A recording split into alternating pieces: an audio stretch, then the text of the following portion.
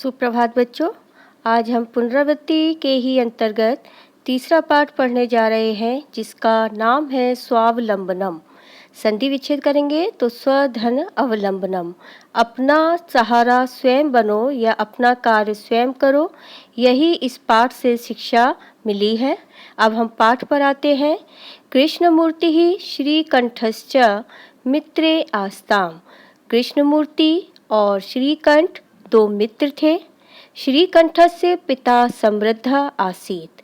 श्रीकंठ के पिता समृद्धशाली थे, पैसे वाले थे। अतः तस्य भवने सर्वविधानि सुख साधनानि आसन। इसलिए उनके भवन में, भवने माने भवन में, घर में सभी प्रकार की सुख सुविधाएं आसन माने थीं। तस्मिन् विशाले भवने चत्वारिंशत् स्तंभः आसन। उनके बड़े भवन में 40 खंबे थे। तस्य अष्टादश प्रकोष्ठेषु 50 गवाक्षा। उनके 18 कमरों में, प्रकोष्ठेषु माने कमरों में, 50 गवाक्षा, 50 माने 50, गवाक्षा माने खिड़कियाँ, चतुश्चत्वारिंशत् द्वाराणि, 44 दरवाजे, षट्त्रिंशत् विद्युत व्यजनानि च आसन। और षट्त्रिंशत् माने 36, 30 है 36 बिजली के पंखे आसन माने थे। तत्र 10 सेवकाः निरंतरम कार्यम कुर्वन्ति स्म। वहाँ 10 सेवक नौकर लगातार काम करते रहते थे। परम कृष्णमूर्तेः माता पिता च निर्धनौ कृषक दंपति।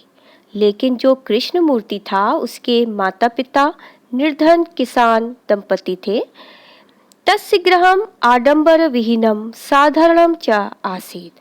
और उनका घर आडंबर से विहीन और साधारण था। आडंबर से विहीन मतलब वहाँ दिखावा नहीं था।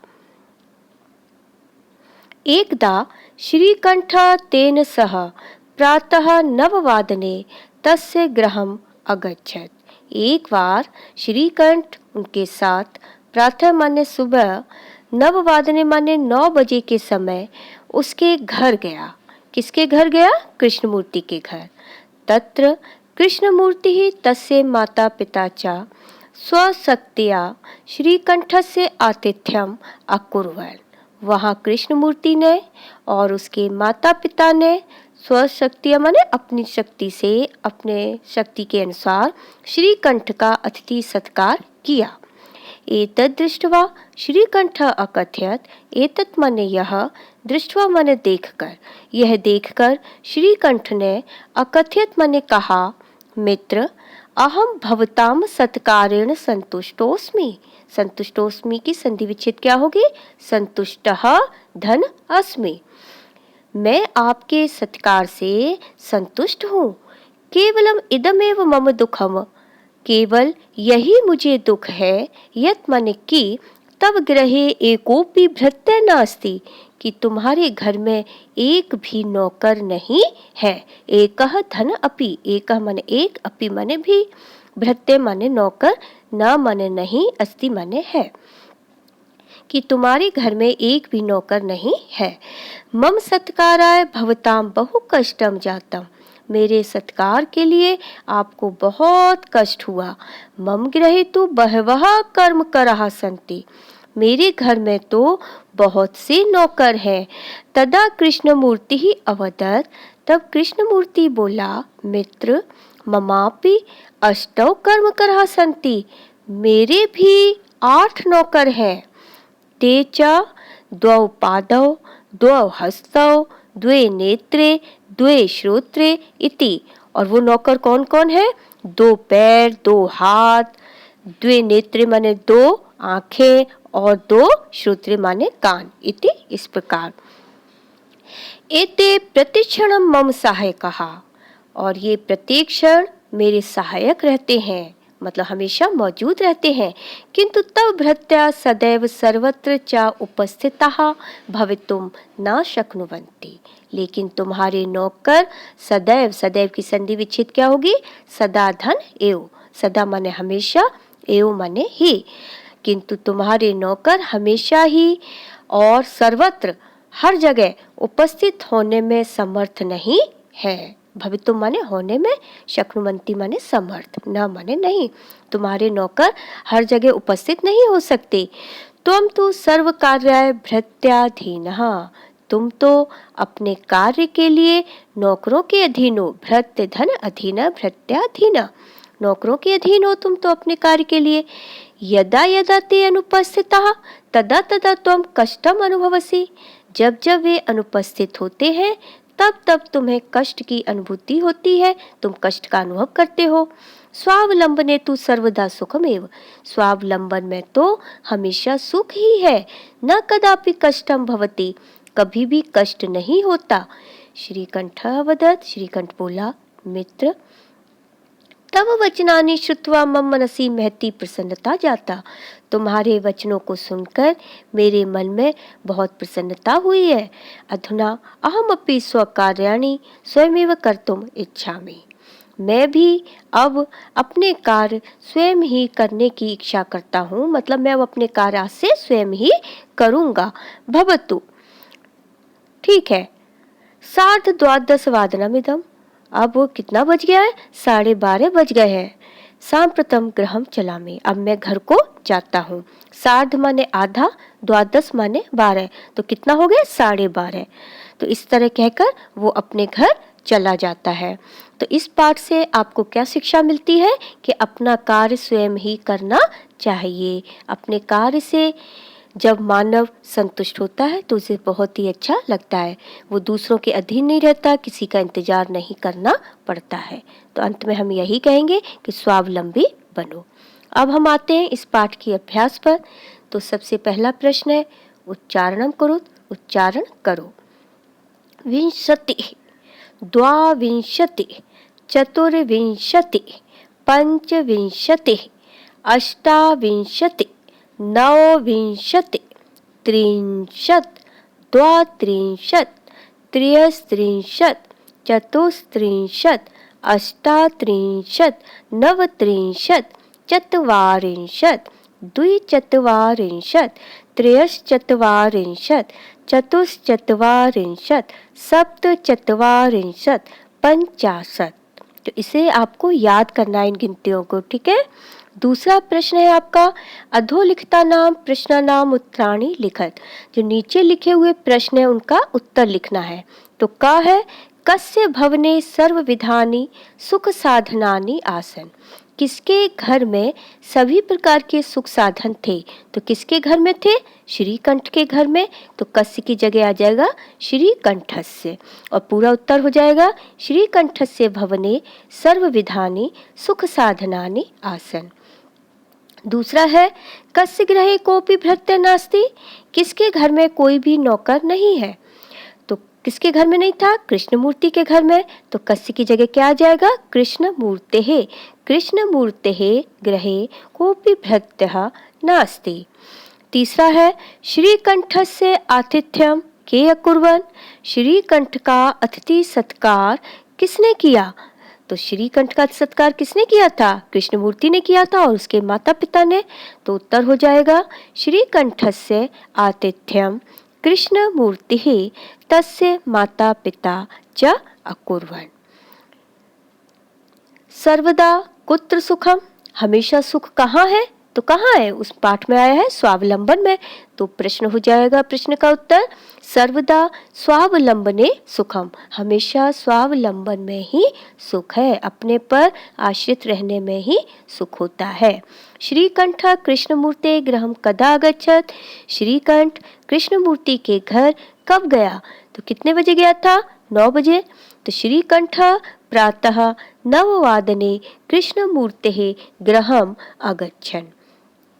कृष्णमूर्तेः कति कर्मकराः सन्ति, कृष्णमूर्ति के कितने नौकर हैं? कृष्णमूर्ति के कितने नौकर थे? 8। तो कृष्णमूर्तेः 8 कर्मकराः सन्ति। प्रश्न संख्या 3 में आपको चित्र गिनकर उसके नीचे संख्या लिखनी है। तो पहले आप चित्र गिनेंगे और उसकी संख्या लिखेंगे कि वो कितने हैं। जैसे कि पहले में चित्र में आपके 18 घड़े हैं, तो अष्टादश घटानि। दूसरे में आपके 21 आम है तो एकविंशति आम्राणि। तीसरे में आपके कितने पत्ते हैं? 33 पत्राणि। चौथे में आपके गेंद कितनी है? 15, तो आपका आ जाएगा 15 कंदुकानि। फिर उसके बाद क्या है आपका? सिक्तवर्तिकानि, जो मोमबत्ती कहते हैं, कितनी है? 37 36, तो आपका 37 सिक्तवर्तिकानि। फिर आपकी कैंची दिखाइए कितनी है? तो गिनती करने के बाद 24, तो आपका 24 की संस्कृत हो जाएगी चतुर्विंशतिः कर्तरिकाः। इसके बाद प्रश्न संख्या 4 में आपको क्या लिखना है? मंजूषातः अंकानां कृते पदानि चिनुत। जो आपके मंजूषा में पद अंक दिए हैं उनमें से छांटकर जो पद है आपका वो लिखना है। जैसे 28 को संस्कृत में 28 अंक को लिए क्या कहेंगे? अष्टाविंशति। 30 के लिए क्या कहेंगे? 63।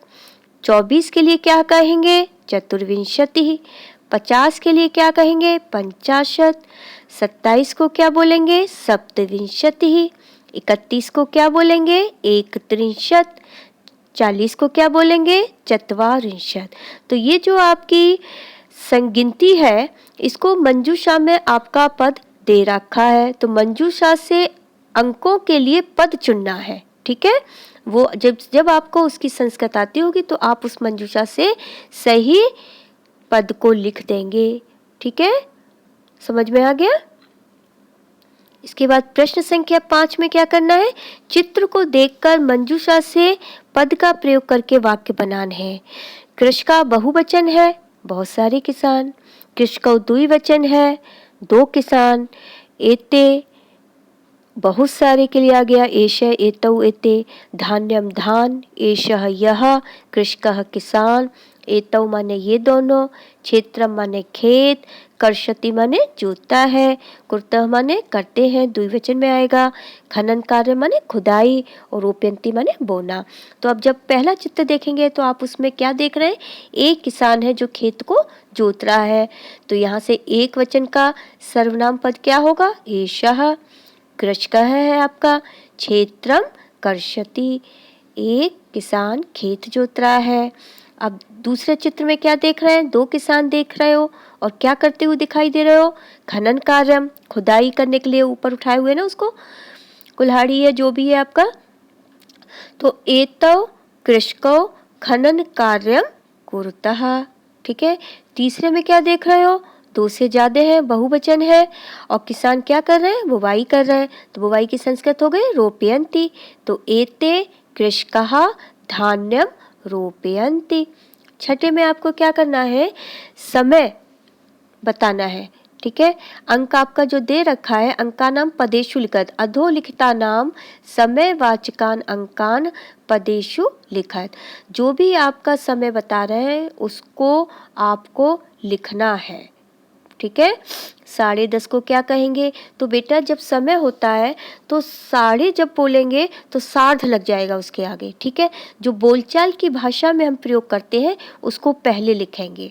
10:30, तो साढ़े की संस्कृत सार्ध, सार्ध 10 वादनम। अब 7 बजा है, 7 पहले आ रहा है तो सप्त वादनम लगा दीजिए बजे के लिए, सप्त वादनम। 2:30, तो साढ़े की संस्कृत सार्ध, सार्ध द्विवादनम। 2 को द्वि वादनम हो गया बजे को, और सार्ध आ गया साढ़े के लिए। 11 को क्या बोलेंगे? एकादश वादनम। 4:30 को अब सार्ध की फिर संस्कृत लगा दीजिए, साढ़े की सार्ध हो जाएगा, और फिर उसको 4 कर दीजिए, सार्ध चतुर्वादनम। 1:30 बजा है तो 1:30 में भी आपको आधा पहले है तो सार्ध 1 वादनम। 5 को पंचवादनम। 3:30 को सार्ध त्रिवादनम। 9 बजे को नववादनम। 12:30 को सार्ध द्वादश वादनम। 8 बजे को अष्टवादनम। 7:30 है तो 7:30 को साढ़े की संस्कृत फिर आप पहले लगाएंगे, सार्ध सप्तवादनम। तो इसके लिए आपको ध्यान रखना है कि जो बोलचाल की भाषा में हम प्रयोग करते हैं उसी पद को हम पहले लिखेंगे। ठीक है, 7वां है आपका मंजूषा ते पदानी चित्वा रिक्त स्थानानि पूरयेत्। मंजूषा से पदों को चुनकर आपको खाली स्थान भरने हैं। तो जो मंजूषा में पद है उनकी आपको हिंदी आनी चाहिए। षड माने 6, त्रिंशत माने 30, एक त्रिंशत 31, द्वौ माने 2, द्वादश माने 12, अष्टाविंशति 28, 20 8 28। तो क में क्या है? खालिस्तान ऋतवः भवन्ति, ऋतुएं होती हैं। तो ऋतुएं कितनी होती हैं? 6। तो 6 की संस्कृत हो जाएगी षड, षड ऋतवः भवन्ति। खा है आपका महीने खालिस्तान होते हैं। तो महीने कितने होते हैं? 12। तो 12 की संस्कृत द्वादश हो जाएगी। तो मंजूषा में देखिए द्वादश कहाँ है, वो वहाँ लिख दीजिए। एक महीने में खालिस्तान अथवा खालिस्तान दिन होते हैं। एकस्मिन् मासे खालिस्तान अथवा खालिस्तान दिवसा भवन्ति। तो एक महीने में कितने दिन होते हैं? 30 अथवा 31। तो 63 अथवा 31 हो जाएगा। फरवरी मासे सामान्यतः खालिस्तान दिनानि भवन्ति। फरवरी महीने में सामान्यतः खालिस्तान दिन होते हैं।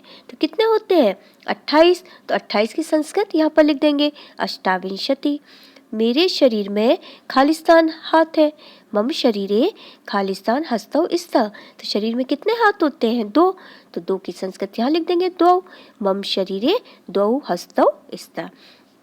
इस तरीके से आपका पाठ समाप्त हो गया। हिंदी बता दी गई, आपको अभ्यास करा दी गई। अब आपको क्या करना है, इस पाठ में आपकी गिनतियाँ आई है ना, संख्या। तो आपको 1 से लेके 100 तक की गिनती याद होनी चाहिए। जिससे कि आपको याद होंगी तो घड़ी भी आसानी से देख पाओगे और उसको लिख पाओगे, और जब आपकी संख्या आएगी तो भी आप कर सकोगे।